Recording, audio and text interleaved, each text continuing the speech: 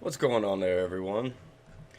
Well, I'm sure, as most people know right now, President Trump made history once again with North Korea this weekend and went to the DMZ. Not only went to the DMZ, that wasn't the historical part. There's been a few presidents who have done that. He stepped over the DMZ. There's a little raised brick, like, causeway right there. And like a champion, he asked if you may step over it, and you could see the look on Kim Jong-un's face. I'm no body language expert, but this genuinely made him happy. You could see it in his face. And he said, yes, please, please, come over. That was historic on a whole nother level. And I don't understand the media, of course. I don't understand the media, the legacy left-wing media. They're still trying to demonize this and demonize Trump for his actions with North Korea. But he's brilliant. This is brilliant. This is truly the art of the deal happening before our eyes. We're getting to see this. I mean, you got to think, before Trump, who was the biggest advocate for peace in North Korea and on the Korean Peninsula? Dennis Rodman, a former basketball player. Yeah.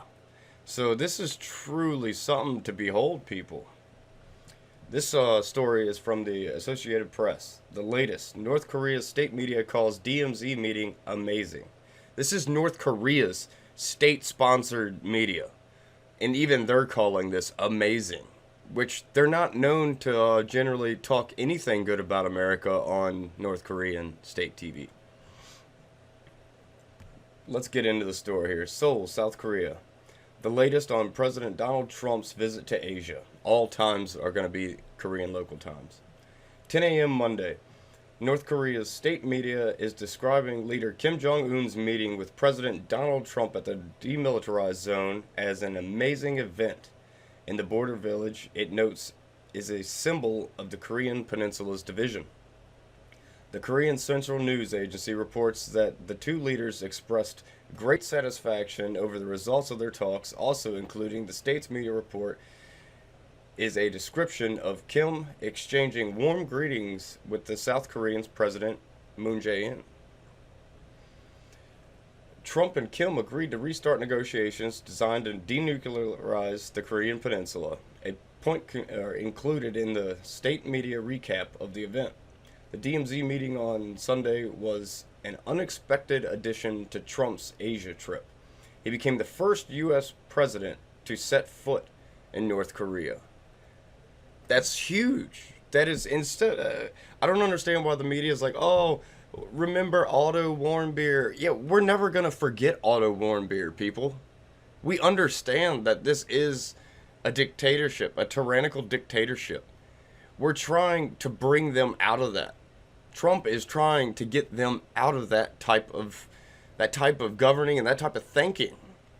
He's trying to let the Koreans know that, hey, he's trying to specifically let Kim Jong-un know that, hey, you can still be a powerful man. You can still be the most powerful man, but you don't have to continue on the path that you're doing. It's terrible for you. It's terrible for your people. It's terrible for your economy. It's terrible for your country. You can still be the leader, but you can fix things. You know, you can make things better for everybody involved, even the South Koreans. I don't know why everyone else just wants to constantly demonize. That's not how you win over people. Yes, everyone's the media and left-wing pundits are like, why are we smoozing up to this guy? Because before we started trying to talk to this guy, we were on the constant verge of nuclear war that in a simulator cost 20 million lives. So is the left, by proxy, advocating for nuclear war instead of peace talks? Doesn't make no sense. Borderline retarded behavior. Doesn't make no sense. 1:55 a.m. Monday. Democratic lawmakers in the United States, including some running for the White House, say there's little in President Donald Trump's diplomatic track to convince them that he is meeting with North Korea's Kim Jong-un may lead to a nuclear breakthrough. Maybe. But you got to take chances. You got to take risks sometimes. And talking about a risk taker, we got the best risk taker there is in the business. Because he takes the risk and they generally work out. This man's masterful in how he negotiates. He's a master of this. It's amazing to watch. It really is amazing to watch. Trump is coming under criticism for what Democrats see as his affinity for authoritarian leaders such as Kim, and they are skeptical that the Trump-Kim sit-down at the demilitarized zone may amount to anything more than a photo opportunity. And you know, I'm fine with that too. Because guess what? There's no bombs being hurled. There's no bullets flying through the air. I don't care if this comes down to not actually doing anything significant, so be it. So be it. At least that threat of annihilation either way is kind of stagnant right now. Shouldn't that be something we all can get behind? I don't get this. On a bipartisan level, we should all be pretty ecstatic about this. I mean, he's trying to make friends out of foes, which is the smartest thing you can do. In a crazy world that we live in, the best thing you can do is have friends. That's just my opinion, but whatever. Senator Chuck Schumer says dictators seem to get elevated and people who believe in democracy not. Well, I don't like any time a leftist brings up democracy and whatnot, because they still think America is a democracy.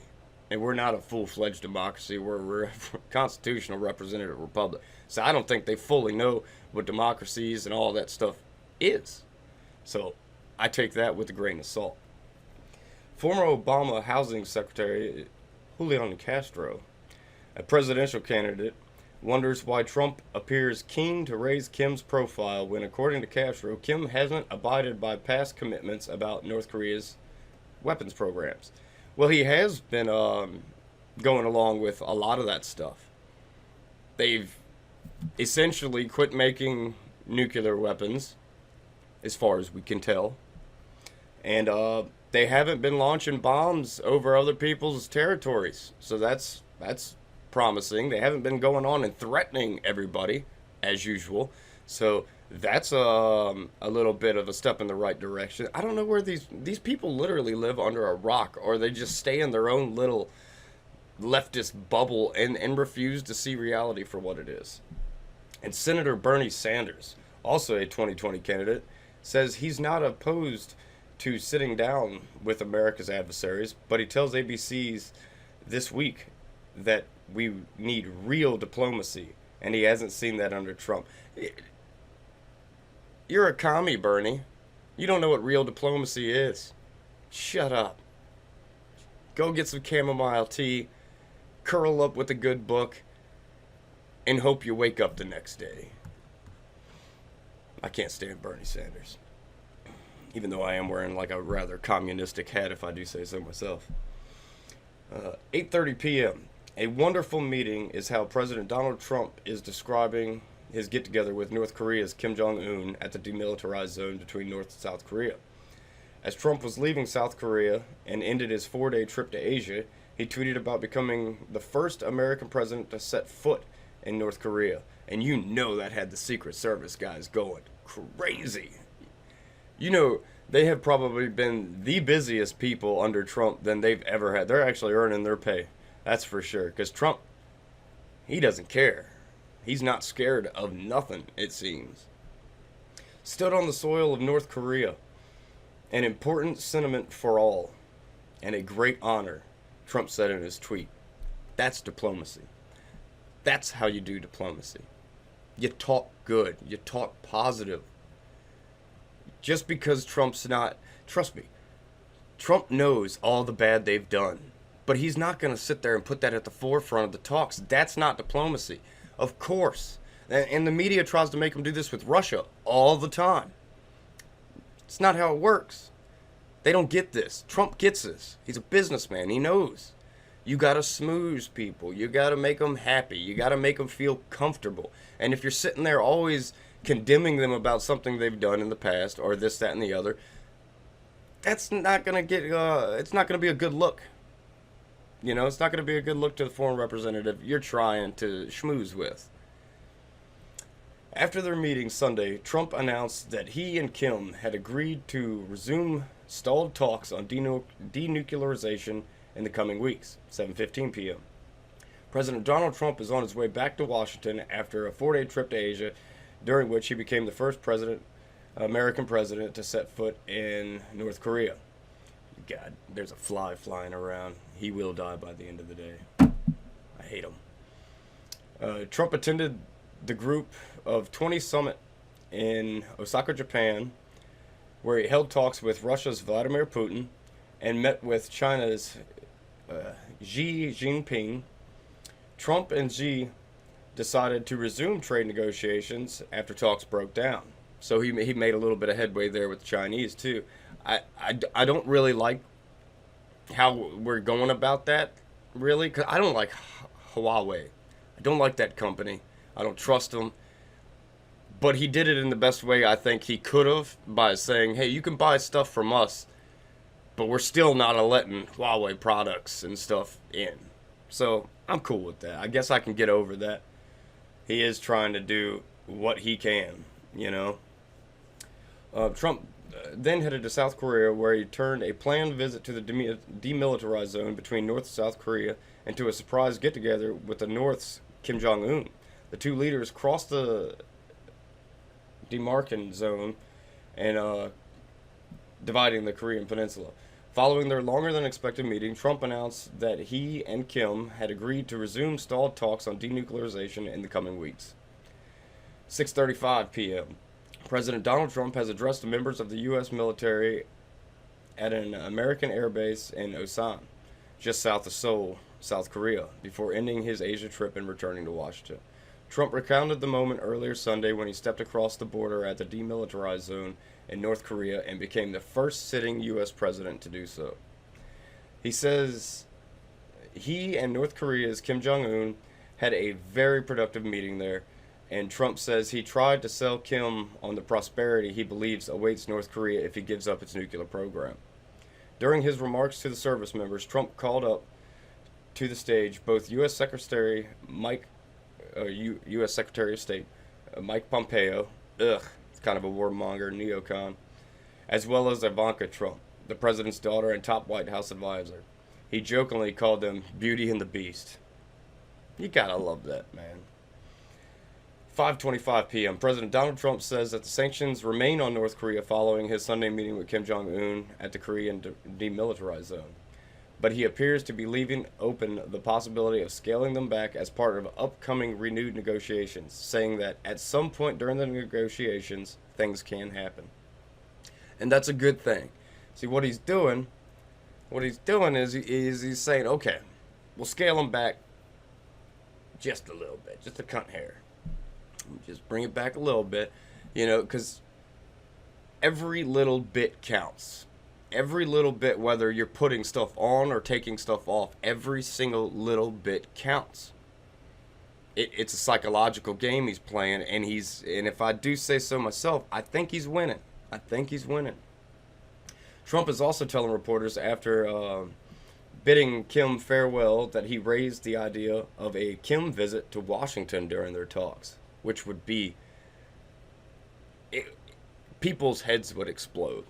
Especially in the left-wing media. Their heads would literally probably come off their body. Trump said he told Kim that at the right time, you're going to come over. And that could be any time he wants to do it. Trump adds that he would certainly extend the invite. And that at some point it will happen. 5:15 p.m. President Donald Trump says the U.S. and North Korea have designated teams to resume stalled nuclear talks between the nations within weeks. Trump shared the news as he briefed reporters after spending about 50 minutes in talks behind closed doors with North Korea's leader, Kim Jong-un. Trump says he hopes the sides can reach a comprehensive deal, but says speed is not the object, which is true when it comes to a negotiation. Time is the object. It's got to be done right. It's got to be done very, very specifically, and he knows what he's doing, people. He knows what he's doing. He says, we're not looking for speed, we're looking to get it right. Exactly. 5:10 p.m. What was originally supposed to be a brief exchange of pleasantries between Donald Trump and North Korea's Kim Jong-un at the raised line of concrete marking the border between North and South has turned into a private talk stretching about 50 minutes. Trump had tweeted out his last-minute invitation to Kim, suggesting the North Korean leader meet him at the border, DMZ, just to shake his hand and say hello during a long scheduled visit. Trump later said that if Kim made the trip, the two would see each other for 2 minutes, adding that we all can, but that will be fine. Trump and Kim's second summit in Hanoi earlier this year ended without a deal. Trump was joined in the Freedom House conversations with Kim by his daughter and son-in-law, Ivanka and Jared Kushner. I don't like Jared Kushner. I think Trump needs to get Jared Kushner away from him. He is a globalist, and we all know the evils of globalism. President Donald Trump in North Korea, this is 5:05 a.m. President Donald Trump and North Korea's Kim Jong-un are concluding a 50-minute meeting at the demilitarized zone. Trump escorted Kim from the Freedom House on the South Korean side of the zone back to the concrete line marking the border between the two nations.